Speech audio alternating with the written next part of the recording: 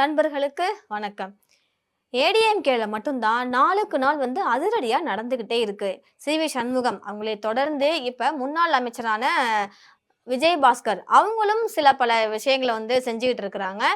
கட்சி தலைமையை விமர்சிக்கிற வகையில இவர் நெறைய பதிவு போட்டிருக்காரு. அதுதான் இன்னைக்கு ஏடிஎம்கேல இருக்கக்கூடிய அரசியல் களத்துல பரபரப்பை ஏற்படுத்தி இருக்கு. என்னன்னு பாத்தரலாமா?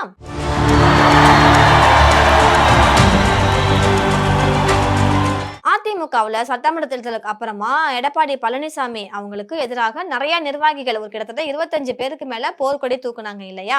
டிவிகே அரசின் மீதான நம்பிக்கை வாக்கெடுப்புலயே அவங்க கலந்துகிட்டு கொறடா உத்தரவெல்லாம் மீறி அந்த 25 பேரும் தாவேகாவுக்கு ஆதரவா வாக்களிச்சாங்க. இதுல 4 எம்எல்ஏக்கள் என்ன பண்ணாங்க, தங்களுடைய பதவியை ராஜினாமா பண்ணிட்டு தாவேகாவுக்கு மறுபடியும் இணைஞ்சிட்டாங்க. மிச்சம் இருக்கிற 21 எம்எல்ஏக்கள் என்ன பண்ணாங்கன்னா மன்னிப்பு கடிதம் கொடுத்துட்டு அவங்களுடைய எம்எல்ஏ பதவியை காப்பாத்திக்கிட்டாங்க. மன்னிப்பு கடிதம் கொடுத்ததாலதான் அவங்க எம்எல்ஏ பதவி தப்பிச்சதுன்ற மாதிரி ஆயிடுச்சு. So 21 எம்எல்ஏக்கள்ல CV. சண்முகம் அவங்களும் விஜயபாஸ்கரும் 2 பேரும் ஒருத்தவங்கன்னு சொல்லலாம். ஏபிஎஸ் சந்திக்காம இவங்க 2 பேரும் வந்துட்டு வர்றாங்க. இது வரைக்கும் மன்னிப்பு கடிதமும் கொடுக்கல. இவங்களும் தாவேகால இணையலான்ற பேச்சு வந்துச்சு. ஆனா விஜயபாஸ்கர் அவங்க மேல நிறைய ஊழல் குற்றச்சாட்டு இருக்கிறதுனால அவரை தாவேகாவுல இணைக்கிறதுக்காக தலைமை டிவிகேவுடைய தலைமை தயக்கம் காட்டுதுன்ற மாதிரி ஒரு செய்தியும் இருந்துச்சு இல்லையா? அரசியல் வட்டாரங்கள்ல இந்த செய்தி எல்லாம் பேசப்பட்டுட்டு தான் வந்துச்சு. அதே மாதிரி திமுக பக்கம் விஜயபாஸ்கர் அவர்கள் போவாங்க அப்படின்ற மாதிரி ஒரு பேச்சு இருந்துச்சு. ஆனா இவரும் சரி, விஜயபாஸ்கர் அவரும் சரி, சி.வி. சண்முகம் அவங்களும் சரி கொஞ்ச நாளாவே அமைதியா தான் இருக்கிறாங்க. மௌனமா தான் அவங்க போர் நடத்திட்டு இருக்கிறாங்க. இப்படி இருக்கும்போது தான் நேத்து சி.வி. சண்முகம் அவங்க நியூஸ் ரிப்போர்ட்டர்ஸ் அவங்களெல்லாம் பார்த்து நிறைய இபிஎஸ் மேல குற்றச்சாட்டுகளை முன் வச்சாரு. பாமகவால தான் நீங்க ஜெயிச்சிங்க அப்படின்ற மாதிரிலாம் நிறைய சொன்னாரு. இப்படி இருக்கும்போது அதிமுக முன்னாள் அமைச்சர் விஜயபாஸ்கர் அவங்களும் ஏபிஎஸ் விமர்சிச்சு அவங்களுடைய எக்ஸ் தளத்துல பதிவு ஒண்ணு போட்டிருக்காங்க. அதுல என் பதிவுல என்ன இருக்கு அப்படின்னு பாத்தீங்கன்னா, உழைக்கும் தொண்டர்களை உண்மையான தொண்டர்களை எதிரிகளா பாக்குற தலைமை தான் ஏடிஎம்கேல இருக்கு.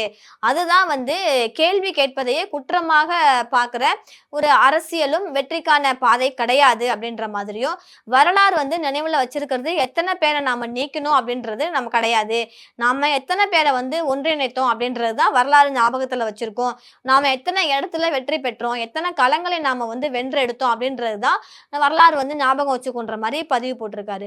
ஒரு பக்கம் அதிமுகல இருக்கிறவங்க எல்லாம் பாத்தீங்கன்னா அப்படியே குரூப்பா என்ன பண்றாங்க, டிவிகேல ஜாயின் பண்ணிட்டு வர்றாங்க. சி.வி. சண்முகம் அவர்களும் சரி, விஜயபாஸ்கர் அவங்களும் சரி 2 பேருமே சேர்ந்து அந்த கழகத்துடைய குரலை நல்லா கூர்மைப்படுத்தி இருக்கிறாங்க. இதுதான் அதிமுக வட்டாரத்திலே சலசலப்பை ஏற்படுத்தியிருக்கு. இதுக்கு முன்னாடி சி.வி. சண்முகம் அவங்க செய்தியாளர்களை பார்த்தாங்க. அதுல அவங்க என்ன சொன்னாங்கன்னா, அதிமுகவுல இருந்து விலகி போறாங்க அப்படின்னா அதுக்கு என்ன காரணம், அவங்க என்ன குறை சொல்றாங்க அப்படின்றத இபிஎஸ் அவருக்கு தெரியணும். அதை அனுசரிச்சு போகணும். அவர் தான் அவருடைய ஈகோவை கொஞ்சம் விடணும். அவருடைய தவறை திருத்திக்கணும். ஆனா அவரு யாருடைய பேச்சையுமே கேட்கறது கிடையாது. ஏன்னா ஏடிஎம்கேன்றது ஒரு குடும்ப கட்சி இல்லையா? அது தொண்டர்களுக்கான கட்சி. முன்னாள் முதலமைச்சரான ஜெயலலிதா அவங்களால கட்டி காப்பாற்றப்பட்ட கட்சி. எம்ஜிஆர் அவர்களால கொண்டு வரப்பட்ட கட்சி. அதனால இன்னைக்கு அந்த ஏடிஎம்கே ஒரு குடும்பத்தோட பிடிக்குள்ள போயிட்டு இருக்குது அப்படின்ற மாதிரி சி.வி. சண்முகம் சொல்லியிருந்தாங்க. அதோட இல்லாம பாமகவுடைய தயவுனால மட்டும்தான் இன்னைக்கு ஏடிஎம்கே 3வது இடத்துக்கு வந்திருக்கு. கிட்டத்தட்ட 31 இடங்களுக்கு மேல பாமகவோட கூட்டணி வச்சதுனாலதான், அன்புமணி ராமதாஸ் அவங்களுடைய தயவுனாலதான் இன்னைக்கு ஏடிஎம்கே ஜெயிச்சிருக்கு அப்படின்ற மாதிரியும் அவர் சொல்லியிருக்காரு. ஸோ ஏபிஎஸ் அவங்க எல்லாருமே அரவணைச்சு போகணும். யாராவது எதிர்த்து கேள்வி கேட்டா அவங்கள உடனே அவங்க பதவியை பறிச்சுக்கிறது, அவங்களுடைய அடிப்படை உறுப்பினர் பதவியை நீக்கிறது, இதெல்லாம் அவர் பண்ணக்கூடாது அப்படின்ற மாதிரியும் சொல்லியிருக்காரு. யாராவது குறை சொன்னாங்க அப்படின்னா அதை கேட்டுக்கணும். இப்ப இருக்கிற நிலையில இருந்து மறுபடியும் ஏடிஎம்கேவை ஒரு வலிமையான இயக்கமா நம்ம உருவாக்கணுன்ற மாதிரியும் அவரே பேசியிருந்தாரு. இப்ப தோத்துட்டோம், 3வது இடத்துக்கு வந்துட்டோம். அந்த இடத்துக்கான காரணத்தையாவது நீங்க இது வரைக்கும் நீங்க பாத்தீங்களா? ஃபர்ஸ்ட் நீங்க ஒரு கூட்டத்தை கூட்டுங்க, செயற்குழுவை கூட்டி நீங்க எப்படி ஆசைப்படுறீங்களோ அதுபடியே நீங்க பொதுக்குழுவை கூட்டுங்க. உங்க விருப்பப்படியே ஒரு தேதியில நீங்க பொதுக்குழுவோ இல்ல செயற்குழுவோ கூட்டுங்க அப்படின்ற மாதிரி அவர் சொல்லியிருக்காரு. இது மாதிரி அவர் பேசியிருந்தது பரபரப்பை ஏற்படுத்தியாச்சு அரசியல் வட்டாரத்துல. சோ இப்படி அவர் நேத்து பிரஸ் மீட் இது மாதிரி கொடுத்ததுனால அதிமுகல ஒரு பெரிய இது உண்டாகி இருக்கு அப்படின்னே சொல்லலாம். அது மட்டும் இல்லாம இபிஎஸ் அவருடைய மகனை அரசியலுக்கு அழைச்சிட்டு வரதுக்காக தான் இப்படி ஒரு டிராமா போறாருன்ற மாதிரியும் பகிரங்கமா அவர் சொல்லியிருந்தாரு. சோ இப்ப விஜயபாஸ்கர் அவங்களும் அதை தொடர்ந்து நீங்க ஃபர்ஸ்ட் உங்களுடைய மேல என்ன தப்பு இருக்கு அப்படின்ற அப்படின்றத பாருங்க. வரலாறு கண்டிப்பா என்ன சொல்லுன்றது உங்களுக்கு தெரியும். யாரு ஜெயிச்சாங்க, எத்தனை பேர் ஜெயிச்சாங்கன்றது தான் வரலாறு சொல்லும். எத்தனை பேரை நீங்க நீக்குனீங்க அப்படின்றத கண்டிப்பா வரலாறு சொல்லாது. எத்தனை பேரை நீங்க அரவணைச்சீங்க அப்படின்றது தான் கண்டிப்பா வந்து வரலாறு பேசும்.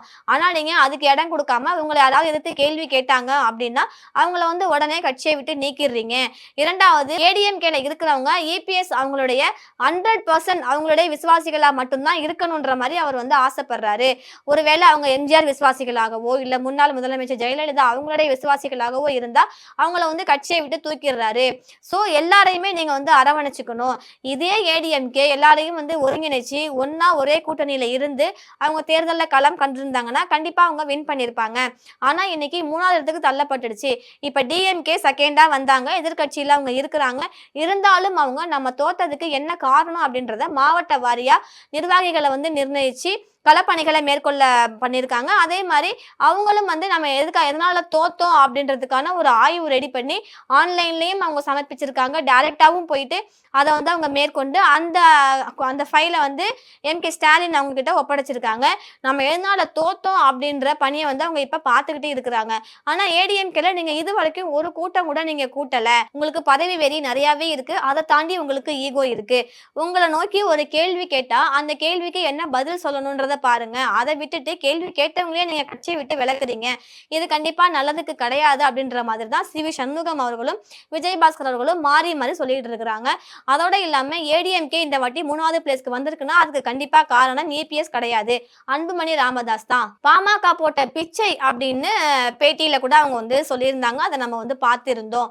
சோ நீங்க வந்து கொஞ்சம் ஈகோவை விட்டுட்டு கொஞ்சம் இறங்கி வாங்க. இது வந்து பொதுவான ஏடிஎம்கேன்றது பொதுவான கட்சி தான். தொண்டர்களால, உழைக்கும் தொண்டர்களால உருவான கட்சி. உங்க ஒரு குடும்பத்துக்காக மட்டும் உண்டாக்கப்பட்டது இல்ல. ஆனா இன்னைக்கு ஒரு குடும்பத்தோட கையில தான் இந்த ஏடிஎம்கே வந்து இருக்குது.